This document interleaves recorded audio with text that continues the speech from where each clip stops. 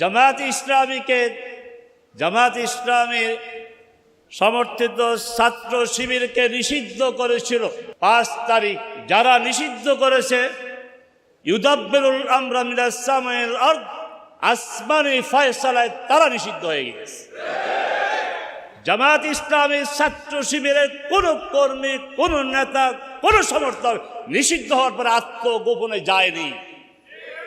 অতীতে তারা যেভাবে সাহস নিয়ে কাজ করেছে তার চেয়ে বেশি সাহস নিয়ে তারা ময়দানে ছিল, কিন্তু যারা নিষিদ্ধ করেছিল তারা পালিয়েছে।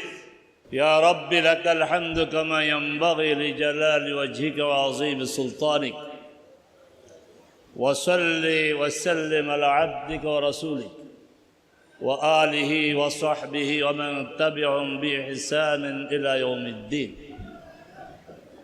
বাংলাদেশ জামাত ইসলামী ঢাকা মহানগর উত্তর উলামা বিভাগ কর্তৃক আয়োজিত আজকের এই মোবারক সমাবেশের সম্মানিত সভাপতি, মঞ্চে উপবিষ্ট দায়িত্বশীলগণ এবং হাজারাত উলামায়ে কেরাম, আমার প্রিয় সংগঠন বাংলাদেশ জামাত ইসলামীর পক্ষ থেকে আপনাদেরকে অভিনন্দন জানাই, আপনাদের শুকরিয়া আদায় করি যে আপনারা জামাত ইসলামীর এই দাওয়াতে আপনারা এখানে সমবেত হয়েছে। মক্কা বিজয়ের পর সূরা নাসর নাজিল হয়েছে। বিজয় উদযাপন কিভাবে করতে হবে সেখানে আল্লাহ নির্দেশনা দিয়েছেন। ফাসাব্বিহ বিহামদি রাব্বিকা ওয়াস্তাগফিরহু। আল্লাহ সুবহানাহু ওয়া তাআলা আমাদেরকে বিজয় দিয়েছেন এত অল্প সময়ে, যেটা আমরা ধারণাও করতে পারি নাই। এই বিজয়ের উদযাপন করতে হবে আল্লাহর বেশি বেশি শুকর আদায় করে, হামদ আদায় করে বলেন আলহামদুলিল্লাহ। আগস্টের 1 তারিখ জামাত ইসলামী সমর্থিত ছাত্র শিবিরকে নিষিদ্ধ করেছিল 5 তারিখ। যারা নিষিদ্ধ করেছে ইউদাব্বিরুল আমরা মিনাস সামাইল আরদ, আসমানি ফয়সালায় তারা নিষিদ্ধ হয়ে গেছে।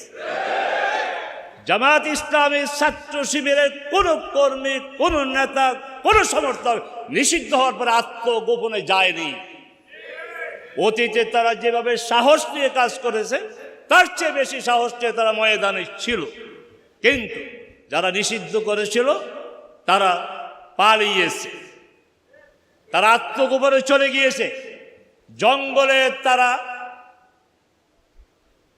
কলা গাছের পাতায় শুয়ে সেখান থেকেও তারা আপনার পার পায়নি। এই দম্ভ অহংকারের পতন ঘটেছে। আমি সূরা সেজদার একটা আয়াত পড়তাম, ওখানে থেমে থাকতাম আশাবাদী হয়ে, ইন্না মিনাল মুজরিমিনা মুনতাকিবুন। অপরাধীদের প্রতিশোধ আমি নেব, আমি নিতে পারি। এই প্রতিশোধ আল্লাহ নিয়েছেন, এই প্রতিশোধ আল্লাহ নিচ্ছেন, এই প্রতিশোধ আল্লাহ নিবেন। আল্লাহ সুবহানাহু ওয়া তাআলা সূরা সাদে বলেছেন, ফান্তাকামনা মিনাল্লাযিনা আজরামু ওয়া কানা হাক্কান আলাইনা নাসরুল মুমিনিন। অপরাধীদের আমি শাস্তি দেব আর মুমিনদের সাহায্য করার দায়িত্ব আমার। জামাত ইসলাম, বাংলাদেশ জামাত ইসলামী একটি দাওয়াত সবাইকে দিচ্ছে। সেই দাওয়াত হচ্ছে একামতে দ্বীনের দাওয়াত। একামতে দ্বীন এই স্লোগান কোন জামাত ইসলামের একক স্লোগান নয়, এটা কোরআনের স্লোগান, কোরআনের পরিভাষা। আমি আমার বক্তব্যের শেষ দিকে হাজারাত উলামায়ের কাছে নিবেদন করব যে আল্লাহর এই দিন কোন শাসনের অধীনে থাকার জন্য আসে নাই। মুহাম্মদ সাল্লাল্লাহু আলাইহি সাল্লামকে উদ্দেশ্য করে 3 বার বলা হয়েছে যে দ্বীন হক এবং হেদায়েত সহকারে তাকে পাঠানো হয়েছে। কেন? ওলামায়ে কেরাম আপনারা এই লামের অর্থ জানেন। এই লাম হচ্ছে লামে তালিল। আগের বক্তব্যের প্রশ্ন যে কেন পাঠানো হয়েছে, কেন জবাবে আল্লাহ সুস্পষ্ট উচ্চারণ বলছেন লিইয়ুযহিরাহু আলা দ্বীনি কুল্লি ওয়ালাউ কারিয়াল মুশরিকুন ওয়া কাফা বিল্লাহি শাহিদা। আর দিন বিজয় তখনই হবে যখন সকল স্তরে দিন প্রতিষ্ঠিত হয়, দিন কায়েম হয়। তো দিন কায়েমের মাধ্যমে দিনকে বিজয়ী করতে হবে। আর দিন বিজয়ী হলেই আল্লাহর যে ঘোষণা ও কালিমাতুল্লাহি আল উলিয়া, আল্লাহর বিধান, আল্লাহর কালিমা উচ্চতায় থাকবে।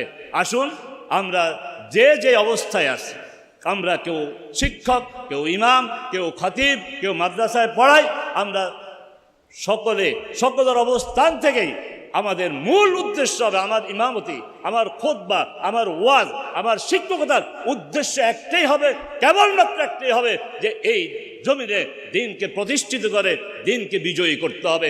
তাহলেই আমাদের যে মর্যাদা, আল উলামা ওয়ারাসাতুল আম্বিয়া, নবীগণ আলেমগণ নবীদের উত্তরাধিকারী, সেই উত্তরাধিকারী হিসাবে আমরা দায়িত্ব পালন করতে পারবো। মর্যাদা শুধু মর্যাদা না, মর্যাদার সাথে দায়িত্ব পালনের সম্পর্ক।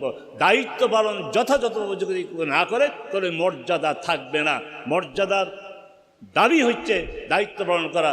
আমরা ইনশাআল্লাহ একামতে দ্বীনের এই দায়িত্ব পালন করব।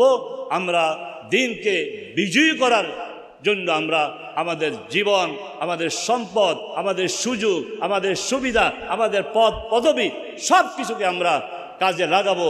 ওয়াজাহিদু ফিল্লাহি হাক্কা জিহাদি, হক অনুযায়ী।